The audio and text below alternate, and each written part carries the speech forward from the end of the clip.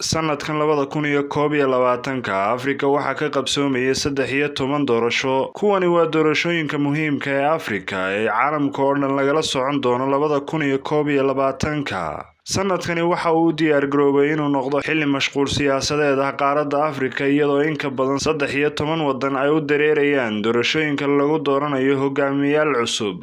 Doorashooyinka muhiimka ee halkan diiradda lagu saaray ayaa ah tartamada madaxweynenimada iyo baarlamaanka. Waxa kale oo xusid mudan doorashooyinka golaha deegaanka oo sanadkan ka dhacaya Koonfur Afrika, Soomaaliya, Jamhuuriyadda Afrikada Dhexe, Gabon, Madagascar, Chad iyo Morocco. Inkastoo ay jireen hogaamiyayaal muddo badan xukunka ku taagnaa iyo doorashooyin la isku khilaafsan yahay iyo dhowaanahan oo adeega xiriirka ee internetku xidhnaa, haddana qaaradda ayaa sida la sheegaya horumar ballaaran ka sameynaysa dhanka dimuqraadiyadda.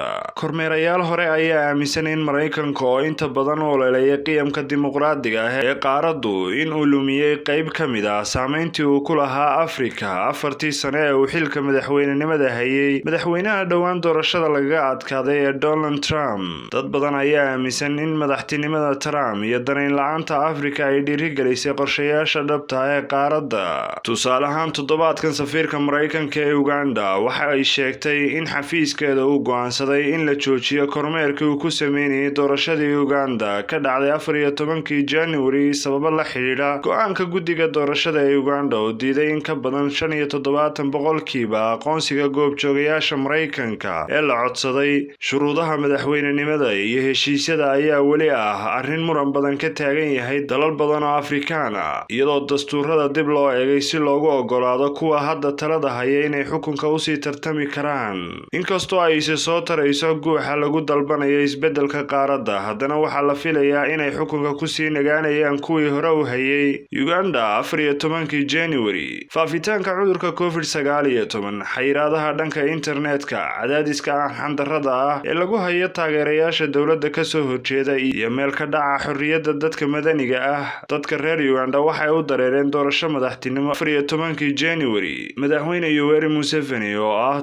xukunka hayay tan iyo 1986 waxa uu ku tiirsan yahay la tacaalidda iyo caburinta si loo xakameeyo mucaaradka, halka muwaadiniin badan ay jeclaan lahaayeen inuu ka tago xafiiska. Doorashadan ay ku tartamayeen 11 murashax oo midkood haween tahay ayaa waxa loolanka ugu adag u dhex yaalay madaxweynaha muddada dheer xukunka haya iyo 38 jirka fanaanka ee isu rogay siyaasiga ee Bobi Wine oo magaciisa saxda ah yahay Robert Kyagulanyi. Natiijada doorashada oo gelinkii dambe ee Sabtida lagu dhawaaqay ayaa waxa markii lixaad ku guuleystay talada Yoweri Kaguta Museveni oo helay 58.46% oo u dhiganta 5.85 milyan oo qof, halka Bobi Wine uu helay 34.83% oo u dhiganta 3.48 milyan oo ruux.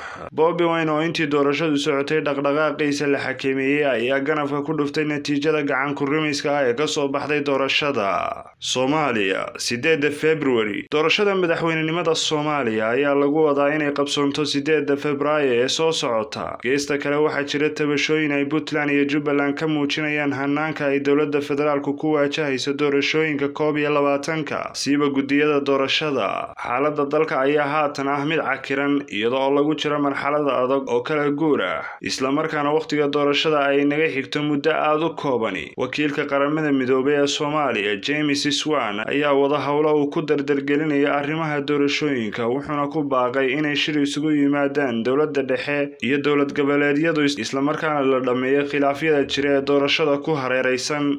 Doorashooyin guud ayaa laga qabtay Niger 27 December 2020 si loo doorto madaxweynaha iyo golaha qaranka. Maadaama uusan jirin murashax madaxweyne oo helay inta badan codadkii loo baahnaa, wareegga labaad ayaa la qaban doonaa 21 February 2021. Madaxweynaha hadda xilka haya waxa uu dhammaystiray xilkiisii labaad sanadka 2021, wuxuuna si cad u ballan qaaday inuu shaqada ka tegayo isaga oo wadada u xaadhiyay isbeddelkii ugu horreeyay ee nabdeed ee ee dalka ka dhaca tan iyo markii ay xornimada qaadatay Niger. 41 murashax ayaa codsaday inay u tartamaan xilka madaxweynaha, laakiin 30 kaliya ayaa la aqbalay, waxaana ka mid ahaa 11 murashax ee la diiday. Hama Amudu oo ah murashaxa xisbiga ugu weyn ee mucaaradka kaasoo codsigiisa ay diiday maxkamadda dastuuriga ah sababo la xiriira xadhiggiisii hore ee muddo sanad ah kiis la xiriira ka ganacsiga carruurta. Amudu oo ku soo baxay kaalinta labaad 2016 iyo kaalinta saddexaad ee doorashadii 2011 ayaa diiday dhammaan eedaha loo jeediyey, wuxuuna ku andacooday in ay ahaayeen arrimo siyaasadeed. Murashaxa xisbiga talada haya ee Niger, Mohamed Bazoum, ayaa wajihi doona madaxweynihii hore ee Mohamed Ousmane doorashada madaxtinimada ee ku-celiska ah ee bisha Febraayo sida ku cad natiijooyinka ku-meel gaadhka ah ee ay ku dhawaaqeen guddida doorashadu.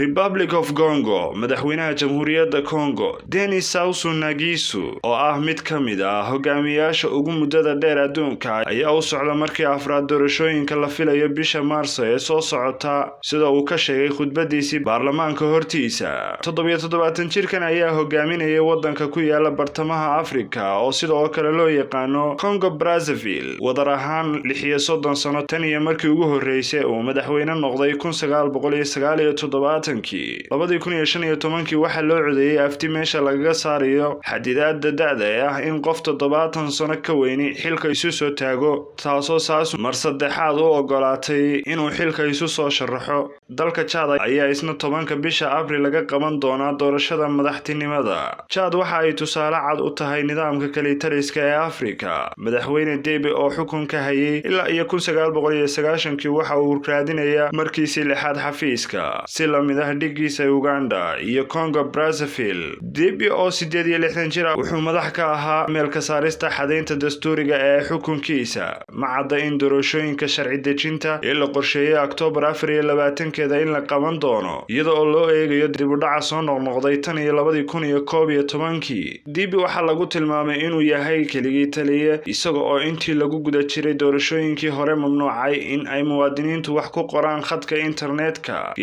Inkastoo laga qaaday Chad xayiraadda dhanka baraha bulshada, haddana weli xayiraad ayaa jira. Dalka Benin waxaa lagu qaban doonaa doorashadiisa madaxtinimo Abriil 11 2021 sida ay ku dhawaaqeen guddida doorashada ee dalkaasi. Wareegga koowaad ee doorashada ayaa ka dhici doonta 11 Abriil waddanka ku yaala galbeedka Afrika. Guddiga madaxa bannaan ee doorashooyinka ayaa bayaan ay soo saareen ku sheegay sidaasi. Wareegga labaad ayaa la qaban doonaa 9 May haddii uusan midkoodna ka gudbin 50% codadka la iska rabo. Madaxweynaha hadda Patrice Talon oo markii ugu horreysay la doortay 2016 ayaa sheegay inuu mar labaad tartamayo. Djibouti, madaxweynaha Jamhuuriyadda Djibouti Ismaaciil Cumar Geele ayaa shaaca ka qaaday inuu u tartamayo doorashada madaxtinimada ee la qaban doono Abriil sanadkan. Madaxweyne Geele ayaa murashaxnimadiisa ka sheegay telefishinka dalkiisa, waxaana markii ugu horreysay xilka loo doortay 9 Abriil 1999, waxaana uu xukunka ku guuleystay 3 goor oo hore, isagoo haddana u taagan markiisii afraad. Ismaaciil Cumar Geele oo talada dalkaasi hayay muddo 20 sano ayaa noqonaya madaxweynihii labaad ee ay yeelato Jamhuuriyadda Djibouti tan iyo markii ay xornimada qaadatay 1977 kana qaadatay gumaystihii Faransiiska. Madaxweyne Geele oo 73 jir ah ayaa lagu tilmaamaa inuu yahay keligii taliye xukunka ku kaliyeystay, lana mid ah madaxda kale ee Afrikaanka ee muddada dheer kursiga awoodda ku sadbursanayay. Ethiopia ayaa qaban doonta doorashada baarlamaanka 5 Juun sida ay guddida doorashooyinku sheegeen, iyada oo ra'iisul wasaare Abiy Ahmed uu doonayo inuu xakameeyo rabshadaha siyaasadeed iyo kuwa qowmiyadeed ee ka socda dhowr gobol.